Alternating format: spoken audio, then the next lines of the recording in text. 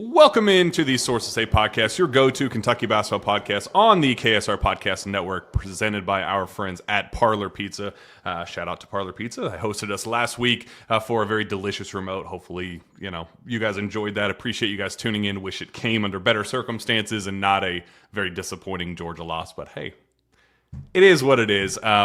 Glad that this time we are not moaning and groaning and sulking about a midweek SEC loss. Very fortunately, Kentucky won a basketball game. Spencer Smith, very excited. It was very ugly. Just not a whole lot of positives to talk about in terms of like, wow, put their foot on the throat and steamrolled a bad SEC team. Like, we don't get any of those talking points, but Kentucky did in fact score more points than the opposing team, and that for this recent stretch, we're very, very pleased with that. Yeah, I mean, the old adage is you should never apologize for winning, but I feel like the Cats might owe us all an apology for making us watch for 2+ hours last night in Columbia. It was a rough one. There wasn't a lot of great stuff to take away. I guess the only thing you can take away is like, hey, this team does still find ways to win close games. We've won more than we've lost, down the stretch in SEC play, which has been good. It's another one where Colin came up big and hit a couple big shots and made some big plays down the stretch. So that was good. But yeah, there's not a lot to feel great about coming out of that one, but you just got to move on and get ready for a quad one Vandy coming into your building on Saturday. So we didn't get to hear your thoughts post Auburn. I guess just even the recent frustrating losing streak, but most specifically the Auburn loss, how all that unfolded, the weirdness that came after that with the press conference and the officiating comments and the fine that popped up just hours before tip-off yesterday. That was just a nice little added icing on the cake bit there. But so start there. What did you not like about the trip to Auburn, how things unfolded, the 9-point lead turning into the crumble there down the stretch? Did you agree, disagree with the call, and your take on Mark Pope postgame? Yeah. So what disappointed me about Auburn is that our offense didn't quite come to play the way that it needed to. Auburn is one of the best offensive teams in the country, and we held them to 75 points. We did a pretty good job defensively on Auburn. We limited second chance points until the end of the game in the last play. We did a lot of good things defensively that I liked. It was just the offense wasn't consistent enough. We didn't make plays that we could have made, and we put ourselves in a position to let the refs dictate the outcome. That's what's frustrating. I'm not blaming the refs for the loss, and we'll talk about the call in a second.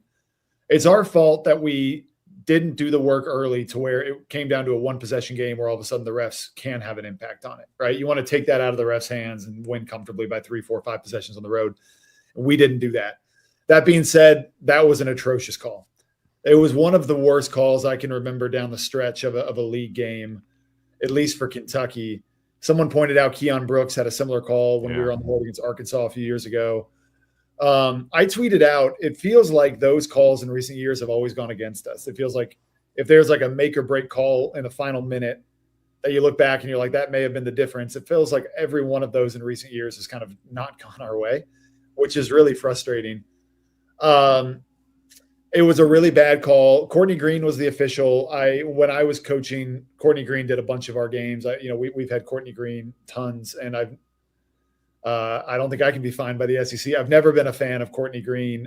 I think he is a lot of times a prisoner of the moment. I think he has made big calls. He's like a little mini Doug Shows in my mind, where I do think he's made big calls. My favorite. Yeah. You just warmed my heart saying that. I think he's made big calls at times, and Pat Adams is in there too. And the trifecta, the three amigos / stooges / whatever the I think he's in that pool, and then there, I don't think he's reffing anymore. I don't think Higgins is reffing anymore. But when I was at OU, he did a lot of Big 12 games, and everybody called him Hollywood Higgins because it was all about him. He just wanted the camera to be on him. I think Courtney Green is in that bucket where he's a prisoner of the moment, and he makes calls sometimes that are just like really perplexing. And you're like, really? But but the crowd was really into it. And it just feels to me like that was one of those calls. So that part's really frustrating to me. But at the end of the day, we forced a miss. We forced a second miss. And you can't give up a third opportunity at the rim. You can't have 2 or 3 of your upperclassmen just standing and looking at the rim, watching a Division II transfer fly in from the perimeter and get a game-winning tip. You just can't do that. So overall, it's really disappointing because you had it in the bag. It was yours, just like Missouri. You had it, and then you gave it away. And then the Pope thing was, I've been pretty big all year. Like, I think he needs to be harder on the officials. I was really hoping that he went into that press conference and said something. I wish he had just said it with his chest. I wish he had sat there. Like, if you wanted to say something, just say it with your chest and sit there and say, listen, this is not acceptable, this and that. He didn't really do that. And then he waited till he was walking away. And then Jack, I know you heard him and some other reporters heard him kind of say it as he was walking away, which I think was definitely intentional. If you're going to do that, just say it at the podium is my thing. But hey, Mark Pope got fined. I'm happy about that. I've said all year, like, take a fine, say something about the officiating, because I think he lets them get a pass, which to me lends itself to referees like to take the easy pass sometimes. Like, it's a 50-50 call. I know Kelvin Sampson's going to jump all over me if I make the call against him. Mark Pope over there is super, super nice. 50-50 call. Let's call it against Mark Pope's team so that I don't get yelled at, I do think that refs take the path of least resistance sometimes. And so you can't put yourself in that position. So you got to turn the page. You got to move on. We needed a win in Columbia, and we did. So, it is what it is at this point. Yeah, I think that was my biggest just gripe about all of it is I agreed. Sometimes I give Steven crap because it always feels like there's a camera in my face whenever we do those road trip videos. Like, he catches me in my most vulgar, angry, vile moments, and sometimes like the camera makes, like, I had somebody come up to me at a game and said, "Hey, you always have a resting bee face," and I was like, well, how would you feel if there was always some type of camera shoved in your face, catching you, like, waiting for your highs and lows, whatever? So there are moments that, like the post Arkansas game, where it's like, man, I'm so glad he captured that in real time, because it's like, man, like, I like rewatching my happiness and my giddiness in real time. It's awesome. It's like the beauty of videography. But then there are other times where, like, you're complaining just constantly about the officiating and how the game was unfolding. And I'm glad that he caught me in real time early, like way at the beginning of it, going like, all right, what's going on here? Like, it's a 7-1 deficit early. This is not going, and then for the game to end the way it did on a controversial call, it's like, yes, I called my shot early. I hated the officials from the very beginning, but it does feel like it's been an all year thing. SEC officiating has just been absolute garbage. And yes, I totally agree with you, Spencer. I was waiting for the blow up moment from Pope where he kind of changed his tone a little bit with the Pope show, like his radio show, some of his comments, he's been asked about the officiating and some of the calls. And before, he's done I've gone to referee symposiums and I know just how difficult the job is, and just very delicate about the matter. And here recently is kind of tone's been, yeah, I'm just going to be quiet over here. Like, I'm just going to let it be. And I'm like, oh, so he's changing a little bit. And so this was the first real blow up. And I being there, there's some people saying, well, he was accidental. He didn't intentionally do it within earshot of the media. I'm here to tell you, he walked out the door. So he stood up from the podium, walked out the door, watched the door close, like he was watching the door close behind him, and then did this kind of dramatic, theatrical turn toward Mitch and said, "Mitch, and did his thing. It was like, okay, well, that was very obviously waiting for us to be watching, us to make eye contact, so that somebody is watching and paying attention, and then you do the theatrics." It's kind of like, okay, well, it doesn't necessarily hit the same way, but okay, I see what you're doing. And maybe the NCAA will give you the benefit of the doubt and go, well, it wasn't technically at the podium. He didn't say it at a press conference, so it was a private conversation. But clearly they did not agree. They fined him $25K, and I would have rather had him just say those same words at the podium and earn it the hard way. But we move on from it. Yep. They go down to Columbia. That game, Spencer, frustrating in the sense of, like, it just felt like there was no juice. It felt like a Wednesday afternoon at the NCAA tournament. Fan energy was just kind of lackluster. Tickets were $4. Not a whole bunch of South Carolina fans pretty solid showing from BBN actually, and even the Kentucky fans that wanted to kind of take the game over with Go Big Blue chants and all that, they didn't really get many opportunities to. They showed up late during that very last crucial run, and that was impressive, but it kind of felt like a missed opportunity. But none of it matters because you just had to win the basketball game. You just had to check the box, survive in advance, and move on. So it does kind of feel like a missed opportunity where it could have been something, a 30, we would have been talking about this team so differently with a 30-point win and building real momentum going into this Vandy game. Now it's like, they technically took care of business, but now we still have plenty of question marks going into this weekend. Yeah, it's just frustrating. It's similar to the Auburn game where it felt like our offense didn't quite show up. Definitely not in the first half. I mean, 28 first half points. We finished the half on a 19-6 run, which should have been good enough to give us like a 20-point lead, but no, we only led by 7. And then we immediately give that away in the first 2 or 3 minutes of the second half, and all of a sudden it's a tight game again. It's the frustrating part about this team is that we have periods of time where our defense is good enough to create separation and our offense doesn't show up, or we have times where our offense goes on a run and then our defense can't sustain, and so then we kind of give it right back. It's like we don't have the ability to marry the two together and just put our foot on somebody's throat and say, all right, this game's over now. The last time we did that, Mississippi State, I guess Oklahoma, we did that in the second half. Yeah. So yeah, we had that last 2 or 3 minute stretch against OU, came out in the second half and kind of put it away. But we've only had 2 or 3 games like that against high major opponents all year. Auburn was another good example. You go up 9 in the second half, and then you just immediately give it right back. It's like we didn't have that killer instinct against Auburn, and it did cost us, and we didn't have it against South Carolina. We didn't have it against Missouri. You're up 9 against Georgia.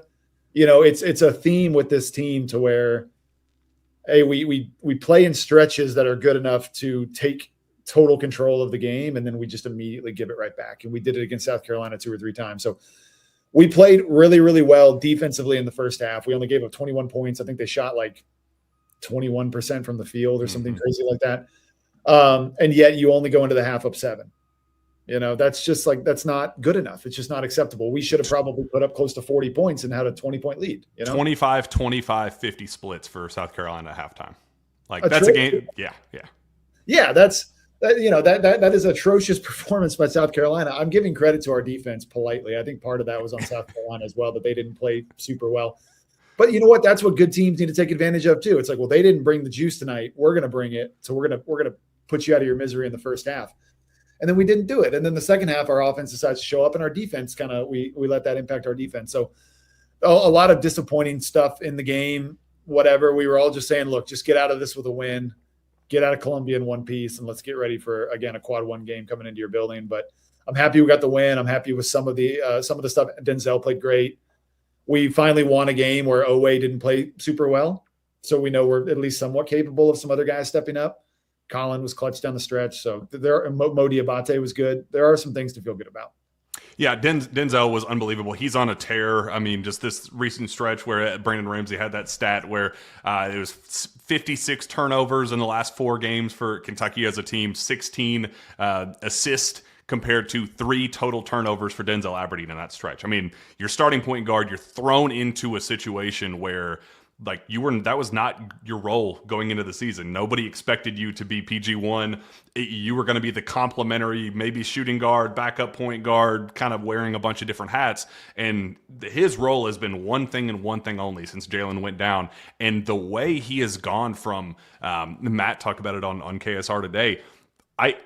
I've been pretty outspoken on the show. I found him generally unlikable to start the season. I just didn't think that he was a guy that was easy to root for, because it just felt like you had to pull the emotion out of him. It's like, man, how did you win a national championship and not be just a fiery, passionate, emotion-driven guy, being in the trenches with your guys and seeing the highs and lows and what it takes to get to the finish line and the glory of a national championship, and seeing the lows that this team's experience and just kind of having this, whatever.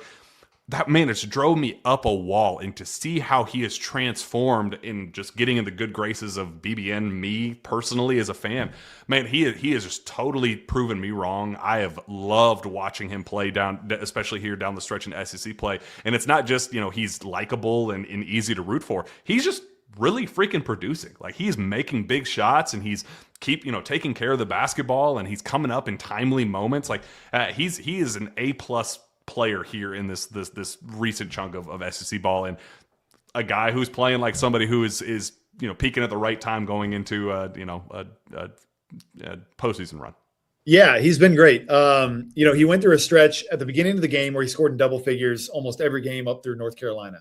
And then I talked about it on the show, I think after I don't remember which game, but he went through a stretch where all the way up through the Mississippi State game where he didn't score in double figures, I think, except for one game.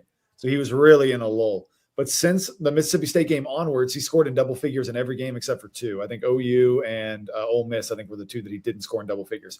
Everything else, he's put up 22 against Tennessee on the road, 16 at home against Tennessee, 19 in his return trip to Gainesville, scored 19 again last night, at 15 against Auburn on the road.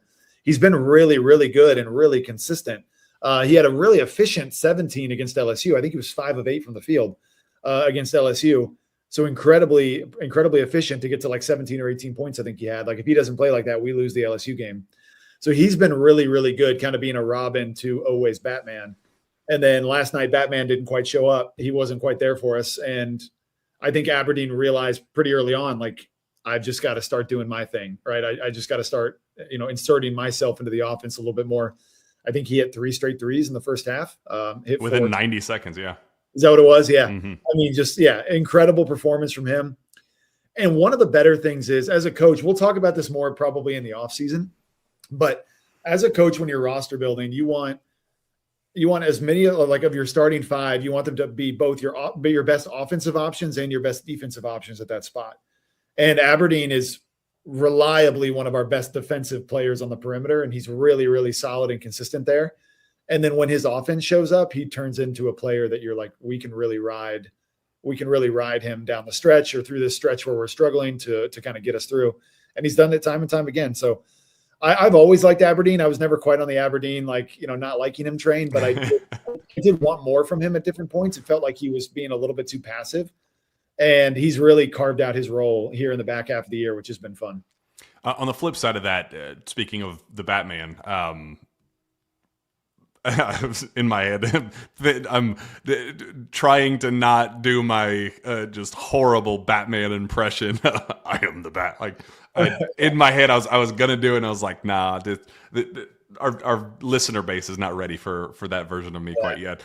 We gotta. That's like a drink or two in. That's when you start getting the ridiculous version of me. But speaking of the Batman, Otega, anything worrisome about what you saw from him last night? Was it just kind of a one-off, or I thought mentally, generally unfocused and very lackadaisical? But he took over in certain stretches defensively.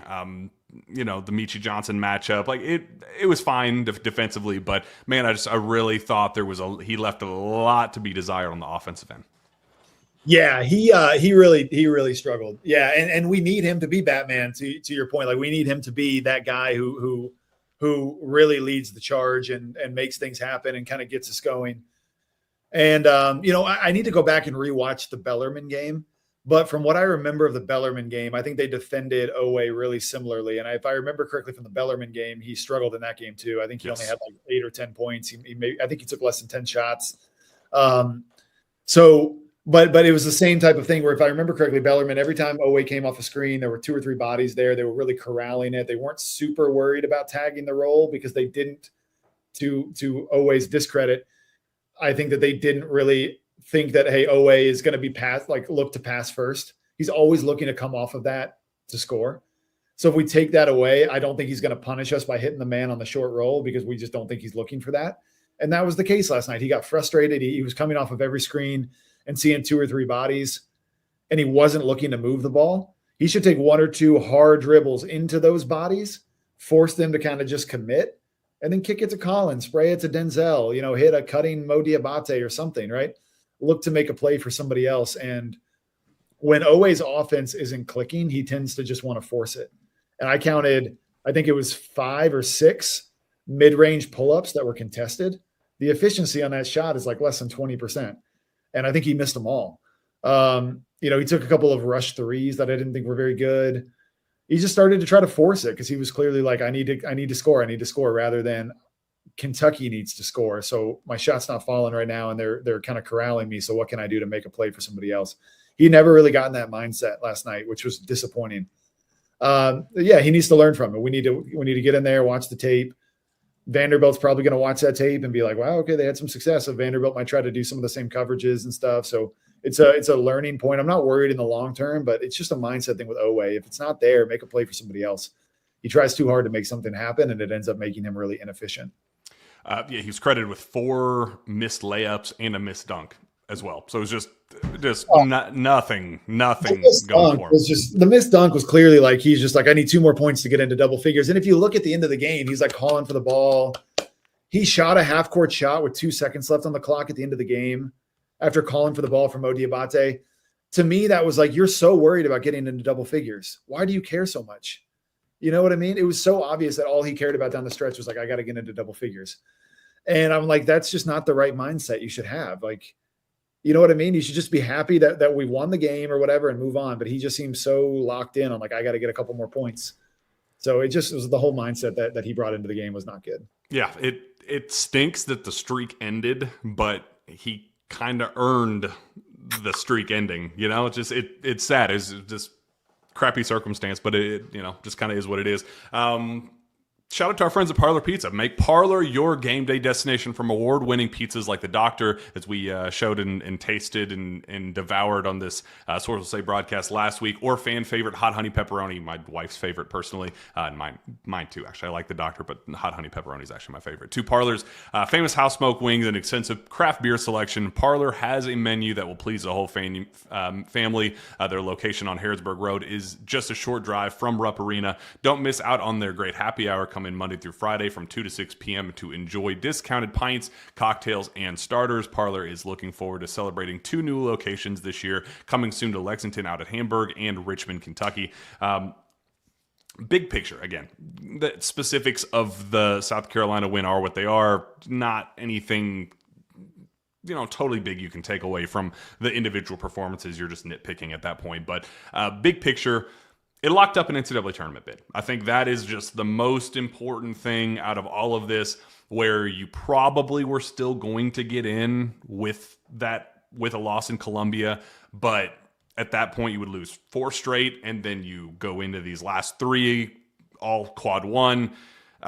And you go, okay, well, if you're going to lose to Columbia, who's to say that you're going to win the rematch against Vanderbilt? Or who's to say that you're going to go and beat a desperate Texas A&M team in College Station? And who's definitely going to say that you're going to beat Florida at home after knowing that they're one of the hottest teams in college basketball? It just kind of felt like the snowball could definitely keep rolling.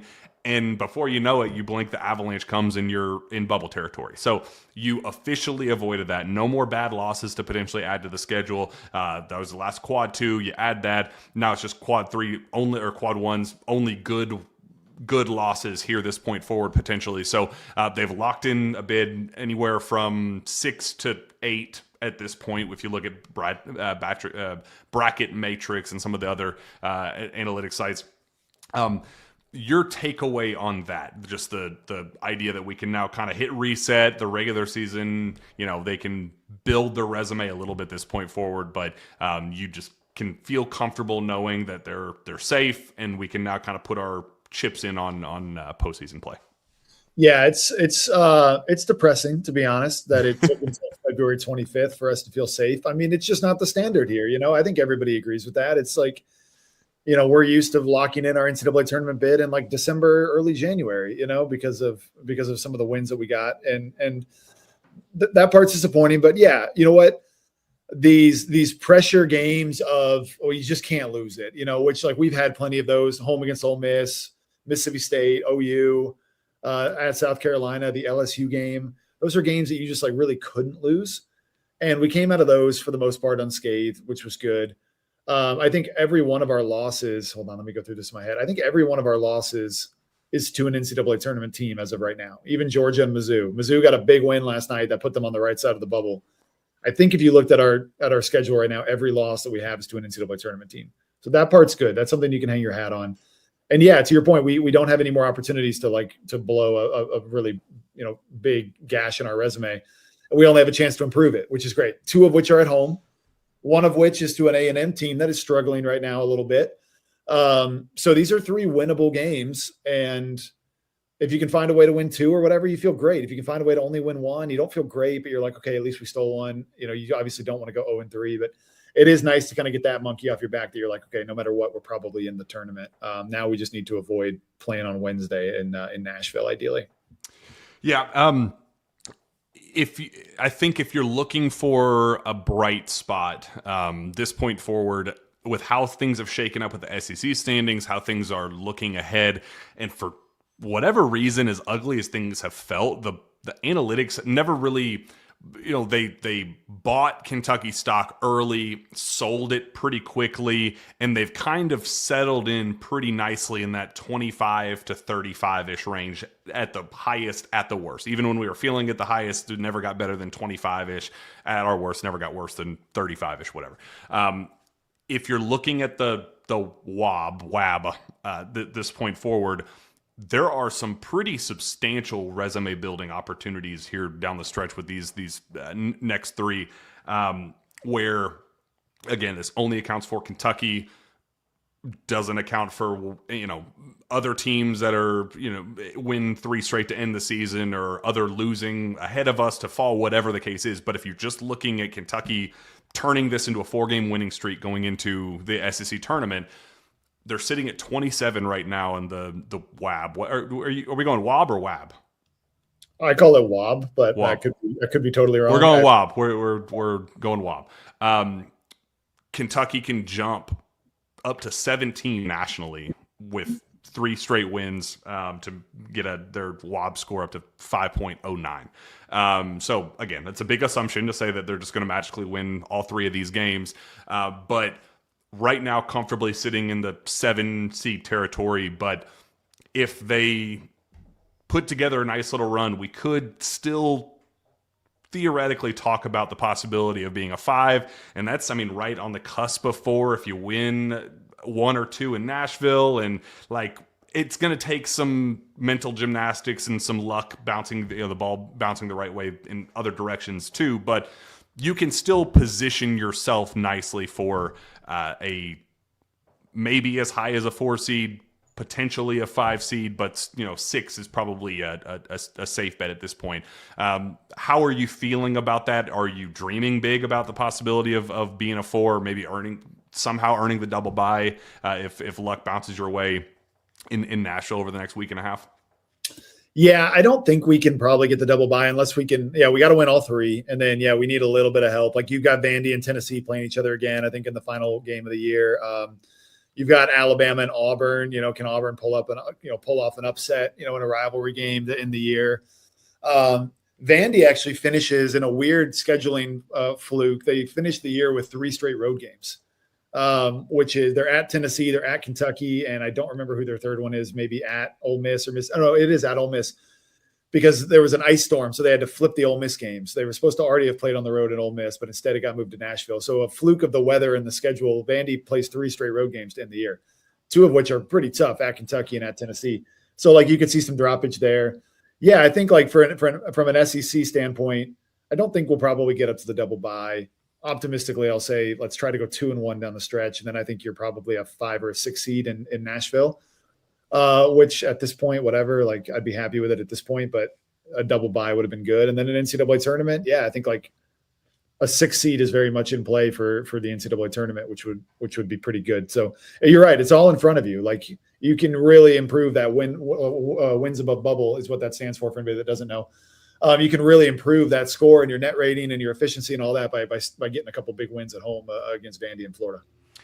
Yeah, it's again kind of wishful thinking for some of it, and we are really doing a lot of assuming that they are going to take care of business. But I do think it it does just kind of give you some, like, if you're looking for, again, more reasons for optimism and hope. See, look how people always say that we're negative Nancy's. We're just talking positivity into existence. Like, why we can be sunshine pumpers, remember? Like the good old days, the good old sources say sunshine pumping days. There is a baseline with where Kentucky's current resume is right now, and there is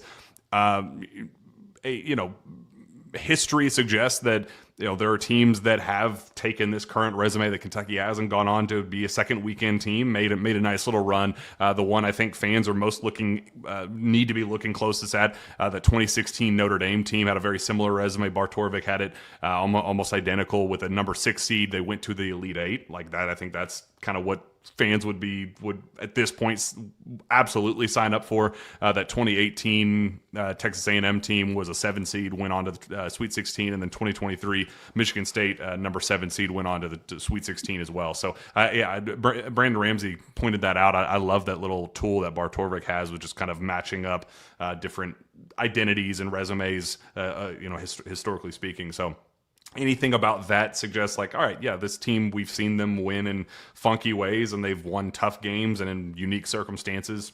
Who's to say they can't be a second weekend team? Who's to say they can't be, a missed shot or two away from the Final Four? Yeah, and I mean the Bartorvik thing is very cool. I like it. But what it does is it takes your profile as it is right now, and obviously, like, if we can win a couple of these games down the stretch, if you can find a way to beat Vandy and Florida at home, that profile changes quite a bit, and the likelihood of a run late into the second weekend looks more and more likely because your profile starts to kind of climb up a little bit, which is good. So yeah, I mean, it's all in front of us. Vandy, I'm sure we'll get into the Vandy game, but like, Vandy is going to be a test of this team's heart and stomach. And I hope Mark Pope, if he's anything like a couple of the head coaches I've worked for, he would make them sit down in the film room for 2 hours and rewatch that game in Nashville. No cuts, no fast forwarding, no sound. We're just going to sit here in a dark room. We're going to watch what Vandy did to us in Nashville and hope that spurs something in this team to say, like, it's our turn now. So I hope that's going to be a big factor going into this weekend. And then the Florida game, a little fun fact. I don't know if it's fun, but Kentucky has not lost. If I'm correct, I'm sure Steven can check me on this. I don't believe Kentucky has lost the final game of the season since 2018, which was the SGA team.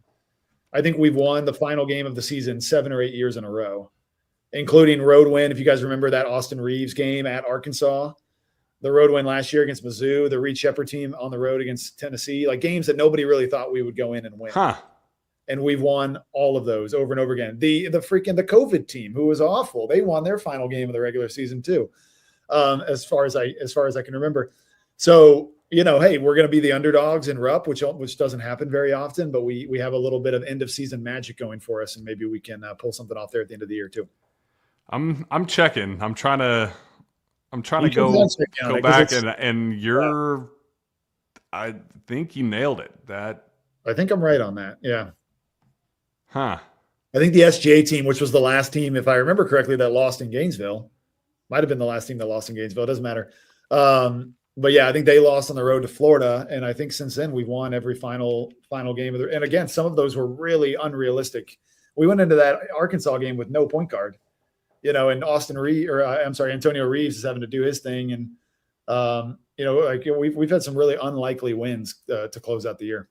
I was wondering where you're going with the Austin Reeves thing. I was like, that's a connection I am just not putting together right now. I was like, all right, just let's see where he's going with this. But Austin, Antonio, what difference? Fascinating. I would certainly love the possibility of returning the favor, the Gators this time around, because I did not like, it was one of those like feel good losses, if there ever was one, leaving Gainesville, just knowing like, okay, you're in a good spot, now don't screw it up. And then they screwed it up, and then you're like, well, then shoot, that doesn't make me feel any better about how things unfolded in Gainesville. So I would absolutely love that. But at least in the immediate term, this weekend, Vandy, this is one that, like, man, you got to have. Like, that would just be so crucial to really put you back in the conversation. Doesn't solidify the single bye quite yet, but man, you just start talking yourself in, all right, we should assume that we're going to be starting our journey on Thursday instead of Wednesday. So what what did you hate about the trip down to Nashville and how things unfolded, and what do you expect or hope to be different this time around?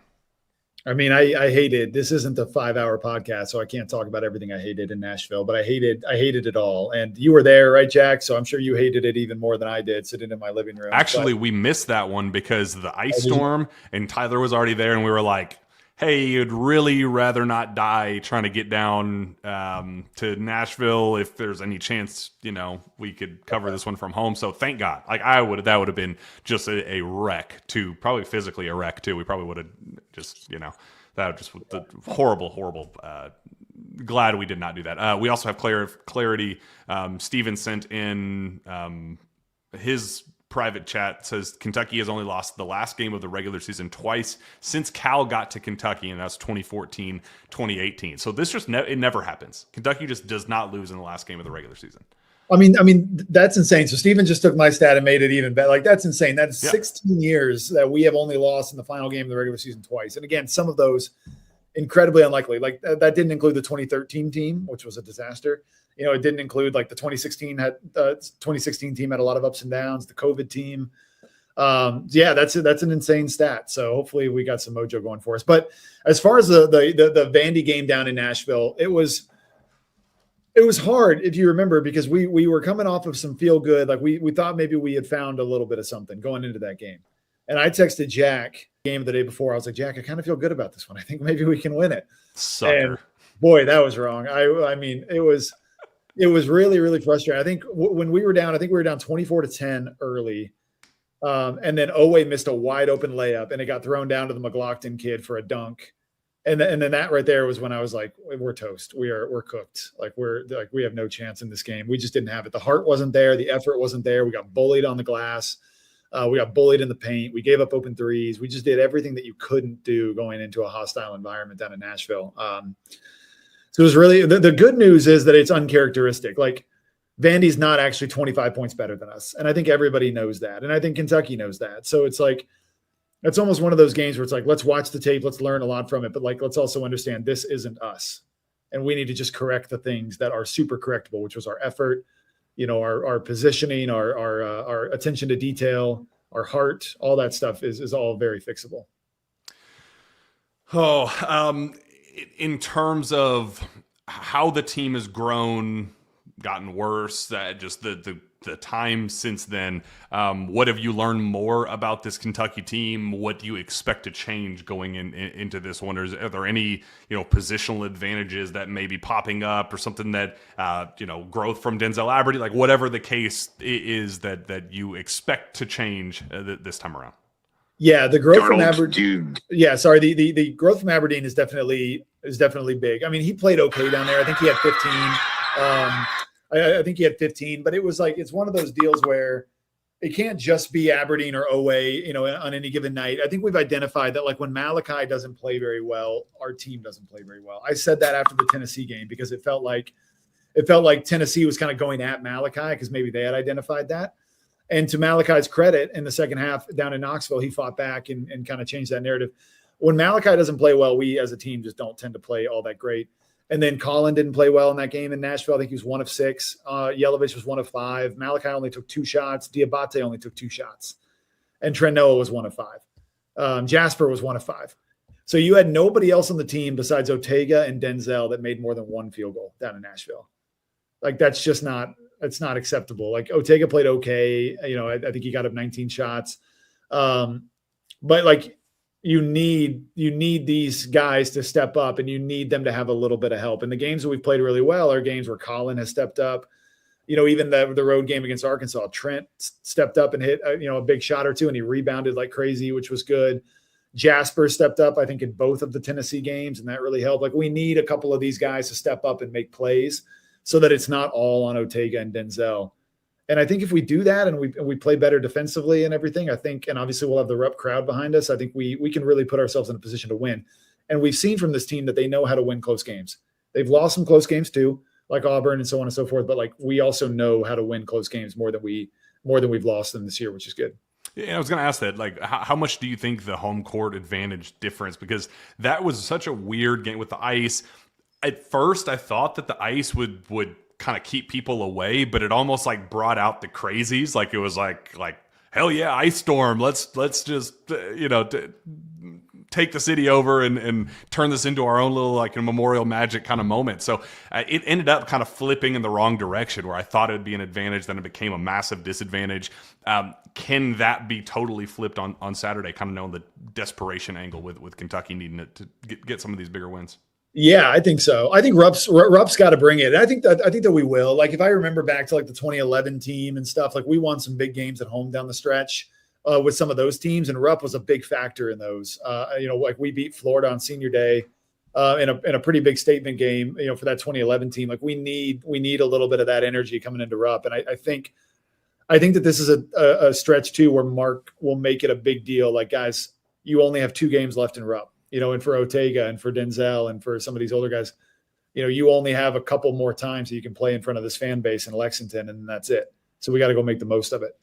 So I think that there's going to be kind of that driving factor as well. And then just like the whole, hey, we're kind of backed into a corner here. We gotta win a couple of these games in order to improve our seeding. I think the energy will be in the building for both Vandy and for Florida.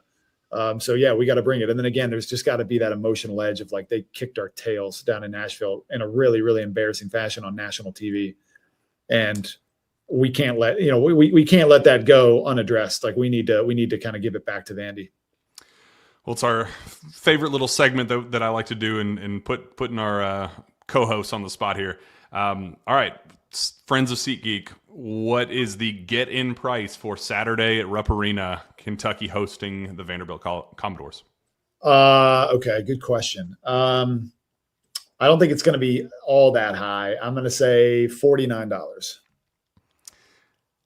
BBN showing out $137 for the get-in price Saturday, and tickets are going pretty quickly like that. I mean, that is section 236 up by me. We're in 235, so you're going to be sitting right by me. That's the get-in price for $137. Some more favorable seats, 148 in section 233, 244. Lower down at 230, but the lower level, 263, 260, 229. Like, this is, it's a hot ticket. BBN's showing out. So, but hey, yeah. Clearly it's going to be a good environment, one that you need to be a part of, and you can be a part of it with our friends at SeatGeek. Appreciate them and all that they bring to the table with 35 million downloads, number one rated ticketing app, 70,000 listed events on SeatGeek, including concerts, sports, festivals, and more, but none more important than Kentucky basketball. SeatGeek has your back. Each ticket is rated on a scale of 1 to 10, so you're getting a good deal. So look for the green dots. Green means good, red means bad. Plus, every ticket is backed by their buyer guarantee. So, of course, we have a code for you guys. You can use code KSR10 for 10% off your next set of tickets at SeatGeek. That's 10% off any tickets with promo code KSR10. Make sure you click the link in the description to download the app and have the code automatically added to your account so you can use it later. That's KSR10 with SeatGeek. As we start to kind of wrapping this thing up, you put out a tweet that kind of went mini viral, I would say, with your kind of 6 bigger picture talking points. We talked about it on our remote last week at Parlor Pizza, but just kind of your big picture frustrations with the current landscape of Kentucky basketball, what needs to change. GM is kind of one of the bigger talking points. We just saw Indiana hire an executive director of basketball from the Indiana Pacers. Massive hire, one that I'm very jealous of. I really wish that we could get something like that sooner rather than later. But let's go back first with the kind of the reasoning behind your tweet, why you felt like these are the changes and the passion behind them, and we'll kind of get into the specifics of them. Yeah, overall, it just feels like something is broken, in Lexington. Something is broken with the way that this program is operating. And now that it's spanned over 2 coaches, one of which is a Hall of Fame coach who had a ton of success here for 10 years, and then all of a sudden it kind of died off. And then now that's kind of carried over into a second coach who is now within 18 months of being hired has quickly lost momentum that he had. It just feels like something with the program is broken, and it feels bigger than just a single coach or a single player or a single team or roster. It feels like something that is systemic. And that's why it's hard for me not to look at like our athletic department as a whole. And there was a point in there about Mitch Barnhart and about like the environments that we're creating in RUP and about the way that we're structuring the way that we do things from like a GM standpoint. It feels like it is a systemic roadblock that we cannot keep carrying on the way that we've been carrying on, or otherwise we are going to continue to get seasons like what we have gotten in the last 5 or 6 years, which is not acceptable. It's just not an acceptable. I think Steven calls it the worst 6-year run in Kentucky history. I haven't done the math on that. I don't know. Oh, he has. Yeah. I mean, it's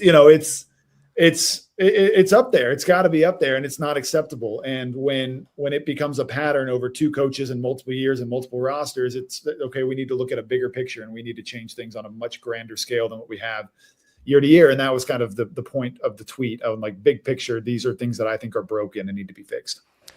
So the GM specifically, Indiana hires an executive director of basketball, very specifically didn't use the GM tag, but it's a GM, does the same thing.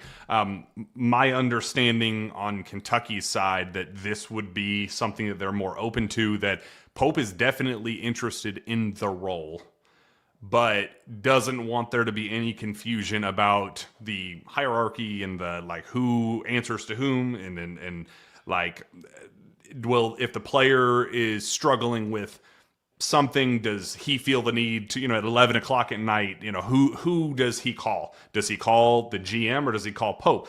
Pope doesn't want to relinquish some of those, like he wants to feel in control of his program. And I agree with some of that, but I also feel like Pope is not qualified to be a therapist and a, prime negotiator and talent evaluator at searching overseas and at the high school ranks and the mid-major level. Like it feels like he's trying to wear too many hats with this, that I think a GM would be able to step in and say, hey, no, I got it. You focus on, I will call, the players can call me and I will call you to say that, hey, he needs to talk to you just to be the middleman.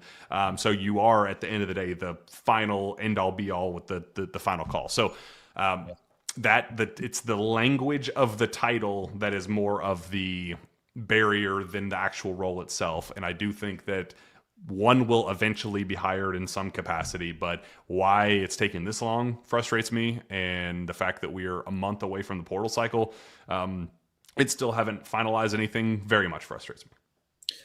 Yeah, I think, I don't know. What do I know? I'm nobody, but I think maybe Pope is looking at it the wrong way. I think a GM can be seen as somebody who can help protect him from himself in cases where maybe he needs to be protected from himself, but then also too, a shield from the players of like, listen, like Jack, you reported, I don't know, a month ago, please correct me if I'm wrong. Maybe it was Jacob or somebody reported that, hey, conversations were already happening about a month ago about bringing guys back next year.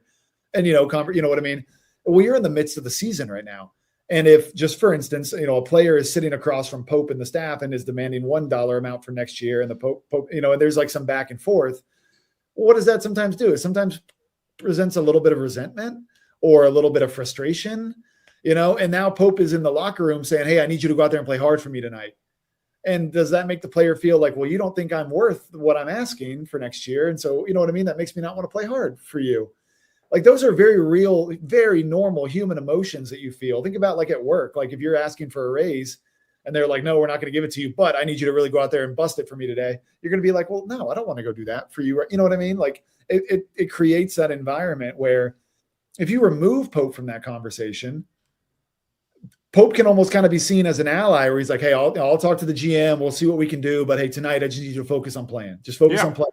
Yes. And then I'm going to go fight for you later. Right. And then it creates a stronger bond now between me and the head coach because I feel like, okay, you've got my back. You're going to go see what you can do for me, right? It kind of creates a good cop, bad cop to kind of thing that you can play where Pope doesn't have to be the good cop and the bad cop. And that's what frustrates me is he's looking at it like a bad thing, like, oh, I'm going to have to relinquish control when he should be looking at it at a good thing of like, this is going to protect me and help me in my relationships with my players who I need to go out there and perform, be as strong as it can be. And I just think it's looking at it backwards, but that's just my opinion. Yeah, man. And I think the being in the trenches with families and AAU programs and just basketball industry sources. Like, that's how we wrote our article that UK hates our guts for, but what can you do? But hearing the backstory with a lot of their frustrations and why a GM would be beneficial, it's just the messaging. It's the, like, hey, we were kind of promised a vision, and like we were sold a vision at a certain cost of what this would look like. And once we got here, this is like, it hasn't unfolded in this way. But like as you said, he was a part of those negotiations. He was a part of the, hey, for X number of dollars, this is going to be your role. Okay, well, this isn't the role that we're playing. So where is the disconnect here? And it's the only person is Pope. There isn't that line of defense for him. And like, it's just such a self-inflicted thing for him. Like it's such an easy thing. And it just takes, right now, somebody needs to be just obsessing over the film of every mid-major, every like 19 point per game guy at Elon, every like just guys who could potentially be hitting the portal, have that their sole job be nothing but that. I want a list of names. I want a list of 100 names that we can crunch down to 20 once April 7th comes around with the portal opens. We want to have our broad group right now, just for hypotheticals, no tampering, no any nonsense, but just to have a general idea. And then when the day comes that these guys may or may not be entering the portal, we know exactly who we like, exactly who we don't like, and we can start the negotiations from there. And I don't know.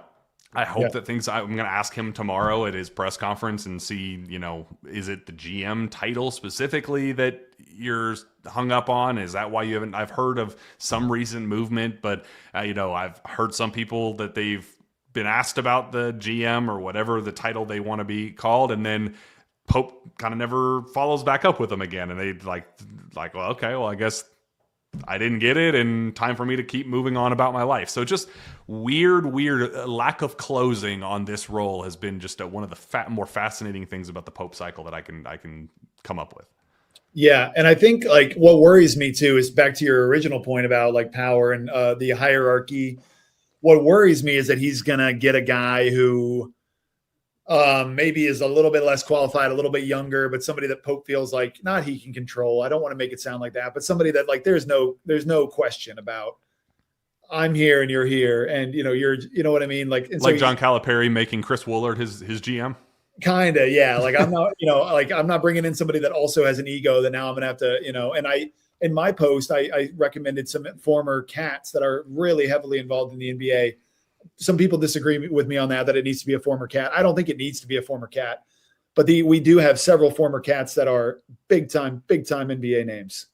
Tayshaun, Chuck Hayes, Nazi, Jody Meeks is an assistant for the Pelicans right now.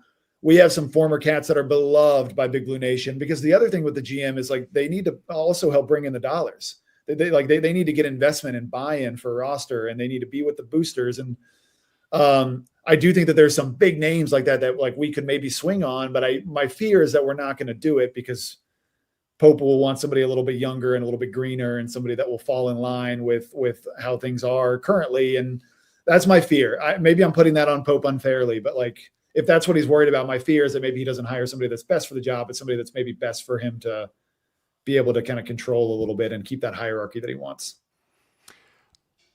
Another thing that I think people have forgotten, he'd lost 2 other support staffers last offseason, so he's already behind in terms of like his response to losing more staff members was just putting more on Nick Robinson's plate. We have one single Dobo in the entire support staff for Kentucky basketball. Tons of GAs they kind of wear tons of hats. Throw a penny on and you're playing 5-on-5. Okay, now go get me film on this guy. And okay, now you're doing portal stuff. Like they do that, but that shouldn't just be a GA's sole responsibility. Like he has built out the on-court staff tremendously to the point where like somebody on the message board brought out, why are there 20 seats on the bench where we have Jaden Quaintance, Cam Williams, and Jalen Lowe up in the excess seating with like the graphic designers. Like is our bench so deep with those people, but the actual people that help build the rosters and the recruiters and all that stuff are non-existent. So just the build out is just bizarre to me. And I think there's going to be a shakeup this offseason. I do think that the coaching staff will not be the same by the time the offseason rolls around. I think there will be some departures. I think it's just going to be some, general movement and getting fresh starts. And just, I think that's going to happen. I don't know specifically who yet. And we'll see on that, but it just does feel like this offseason is going to be massive for a new reset with the roster. I think probably, you brought that up in one of your points as well. Malachi, Colin, Cam should be prioritized for the return. Everybody else should be subject to the portal. I think that's very, very possible. I think that's very much on the table. Braden, probably the only other guy who's we'll see, probably lean toward coming back. But I think you're head on there. I think we could see a pretty significant reset this offseason. Yeah, I think we need to. I think we need to upgrade at just about every spot. And, like maybe you need to look at selling Colin on that Kobe Barea role where it's like you're kind of our sixth man. Like we're going to bring in somebody who, is a little bit more versatile and can do a little bit more and really an all SEC caliber guy like on the wing. And maybe Colin slides into that sixth man spot like Kobe was, backing up Owe and Jackson Robinson and stuff. Like I think everything needs to be on the table with this. And I don't think you can be married to bringing anybody back and give up a better option in the portal. I think you should prioritize those three guys. Malachi would be my number one, Colin my number two, and then Cam my number three to prioritize. And then I think everybody else has got to be, it's just got to be you got to take emotion out of it. If there's a better option on the table that we can get, we got to go do it. And if that makes Mo Diabate go somewhere else, or it makes, Jalen Lowe go somewhere else or whatever, then I think we just have to be okay with that. I think that's the position that we're in. And I hope that's what they do going into the offseason. Would you say those are the two most polarizing kind of decisions for Pope to make this offseason, Mo and Jalen? Yeah, Mo and Jalen will be hard. I think I'm in the camp of like it's probably best that we move on from Jalen because I like a kind of a more physical point guard and stuff, and one that can shoot the ball a little bit better and everything. But I do think that those will be hard. Yelovich is going to be hard too. You got to sell him on whatever his role is going to be. His role is not going to be as the starting power forward for the Kentucky Wildcats next year. So he started the back half of the year. You got to sell him on, if you want to come back, that's fine, but this is going to be the dollar amount and you got to be okay with coming off the bench. And we're going to bring in an all SEC caliber, power forward for this spot. So it's going to be hard for him to navigate some of that, not to go backwards, but that's the other thing with the GM. A GM can also kind of separate the emotion. If anybody's ever seen Moneyball, they talk about it in the movie Moneyball, or it's like, you can't be emotionally tied to these guys. Like you got to make the best decision for the program. And a lot of times when you're in the trenches as a coach, it's really hard to not like really love a guy like Yelovich. And you're like, this is my guy. And we got really close. And so then maybe that makes you make a decision like to overpay him or to bring him back and give up a better option in the portal. And maybe a GM can help separate the emotion from the analytics of this is what a championship roster needs to look like. So it's all on the table. All right. Last question for you. The Ortega role. How do you fill it? Where do you go about assuming you don't land Tyron Stokes? What do you do if you're Mark Pope to say, hey, we have a glaring superstar role with a ton of money waiting for you to just come take on a golden platter? How do you go about, like, obviously there will be interest, but like, how do you go about not overspending on it, knowing like what Ortega made and other people are going to say, well, I want that exact number. Well, we kind of overpaid for him. Like that's, I think, going to be a tricky conversation for Pope to have as well. Yeah, it is. It's going to be hard, but there's a glaring role, which is good. It's good to be able to just point to a role and say, that's you. Just watch this film, and this is going to be you next year. It's hard to say because it's so like the portal is such a mystery. It's such a mysterious place to go where it's like, I don't know who's going to enter, There are players out there, obviously, of Owe's caliber that can step into that. Or can you go find the next Ortega Owe, which is somebody who, is pretty good in their current role, but you can kind of see they have a really high ceiling, like what Ortega, was from OU to UK. Like you look at a guy, like I think a couple of years ago, there was like Terrence Shannon entered the portal from, I think he was at Texas Tech. And like, he ended up going to Illinois, but like that's the kind of kid that I'm hoping enters the portal, like an older guy who's kind of bigger for the wing and really versatile and can do a lot of things, might be able to be here for a couple of years, kind of like Owe. And, you can really sell him on being the face of Kentucky basketball. It's the biggest brand in college basketball, one of the biggest brands in college sports. We want you to come be the face of it. Like that's a big selling point. So it's hard to say who's going to enter the portal, but I think we need to get I said it on the post, we need to get 2 or 3 of those guys that are just all SEC caliber, just dudes, just guys that you're like, we can give them the ball and they're going to go make a play for us. This year, it feels like we only have one. We just have Ortega. And we need probably 2 or 3 of those guys. So it's going to be big shoes to fill, but I think the talent will be in the portal. So we'll be able to find somebody. Land some dudes, go hire a GM / executive director / whatever the heck you want to call it, Pope. I don't care. Just hire somebody. Multiple, like that was the point I was making before. You lost multiple guys. We need more. Like fill the staff out. If you're going to have the deepest bench in college basketball roster wise, you're going to have the deepest GM pool or GA pool, like video coordinators. Like if you're going to have a ton of help in that regard, why are we taking shortcuts there? Build out the biggest, best support staff in college basketball. You're Kentucky. You should, you can afford it. And let's go land some dudes. Let's have a hell of an offseason. So appreciate you coming on with Spencer. This was a lot of fun. Big one on Saturday. How do you think it goes? Give me a score prediction. I'm gonna pick the Cats to win. I'm gonna say 81-76. I think it'll be a close one. Nice. I got three big keys that we won't really get into, but rebounding, we got to win the rebounding battle. Every loss that Vandy's had, they've been bullied on the glass big time. So we got to win that. We got to get to the free throw line a lot more than we did down in Nashville, and we got to make them. We only made 11 free throws down there, so we got to turn that around. They've given up a ton of free throw attempts in all their losses as well. And then turnovers. Vandy's one of the best teams in the SEC at forcing turnovers. As Brandon Ramsey pointed out, we've had 56 in the last 4 games. I think we have 15 in game 1 compared to their 9. So we need to cut that down. We need to be at like 11 or 12 turnovers or fewer. And then if you win those other 2 things, rebounding and then the battle at the free throw line, I think we win the game. Give me a